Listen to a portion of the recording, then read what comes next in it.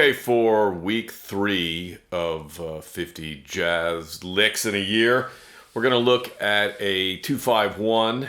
It's from Ted Greene. So a 251, that's, for you who don't know, it's really sort of the building block of jazz harmony. Most players will have set licks along with improving. I mean, it's a key thing you need to develop. Let's put it that way. And there's major and minors. This one's major. Ted Greene was a educator and a great jazz guitarist. He's really known for playing solo jazz guitar. His books. This lick is from this book. Single Note Soloing Volume 1. There's a Volume 2. Same thing, except it's a blue cover. It's him showing you how to play in position, which is very important for playing jazz on the guitar, because you can't be jumping around. If changes are going by real quick, you can't go from, if C's here and then your next thing is a G, you don't want to jump down here. You want to play it in the same position. Anyway, that book's all about that. This lick is all primarily in one position. So let's take a look at it. So the first measure in a 2-5-1 is the 2 chord, which is a minor chord. So in this case, it's E minor 7th. He plays this.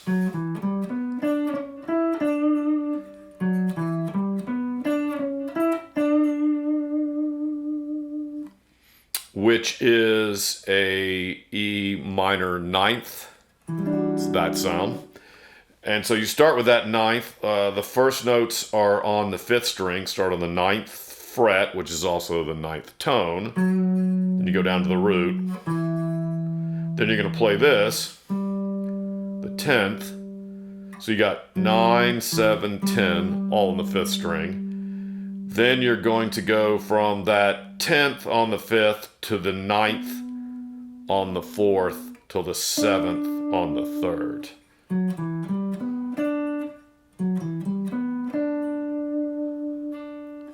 Which is, if you look, it's a G triad.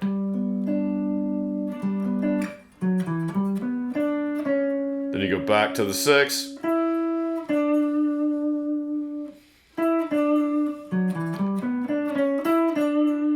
That's your lick on that first bar.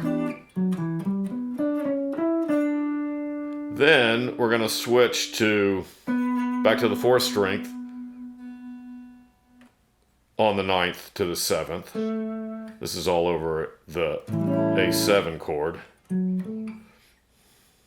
So we got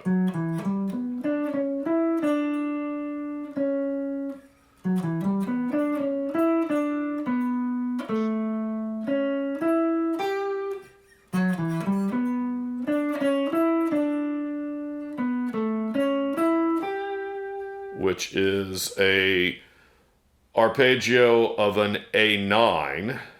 There's your 9. Then you're going to play there's your triad, which is that 7th on the 4th, down to the 6th on the 3rd, up to the 9th on the 3rd. That's an A major triad.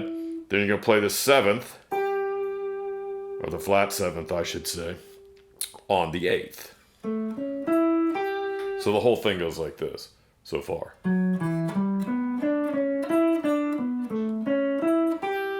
Then you go down to the 7th, then up to the 10th, then to the 8th. You got this.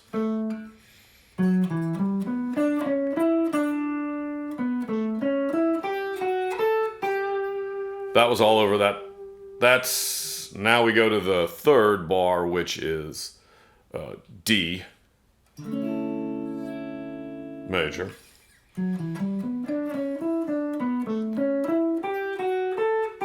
Hear that little motif. Then he's going to play this over the D major chord,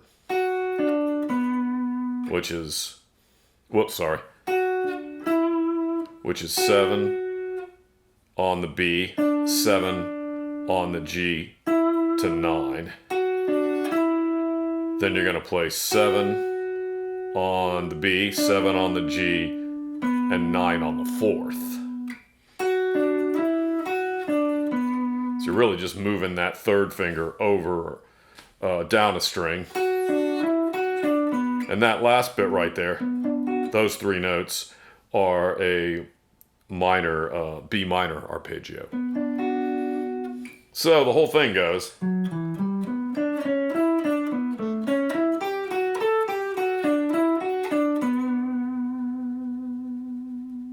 So like I said, playing it all in one position, we slide back a little bit to get to that note on the 6th there.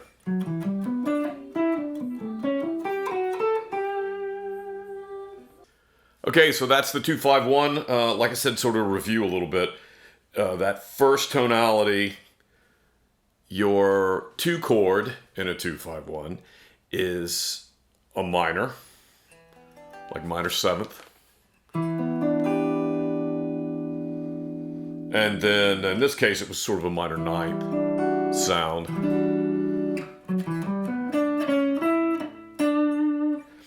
Then you go to a dominant tonality, so A in this key.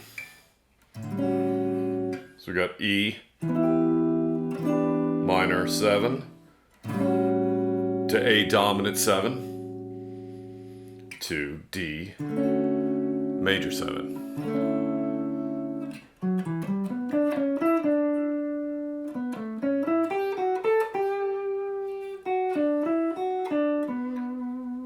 And those notes all nicely map out and spell out those chords. I've heard it said before, and this isn't always the case, but it's certainly as you're learning jazz, it's something that we need to work on, where if you took the backing away, so for instance, the thing I was playing at the beginning has those chords being played by guitar. If you took those away, you should be able to hear the changes. So it's definitely something that in a lot of jazz you hear, and that's important, because when you start adding notes that are approach notes, passing tones, you want to do so in such a way that they don't obscure what's going on. Like I said, those aren't hard and fast rules, but they are certainly something to strive for. And there's something you should be looking to have a command to be able to do. It's one thing to, happy accidents always happen, but we want to be able to have a certain degree of proficiency to replicate the things we hear. So basically I'll shut up, and that was week 3.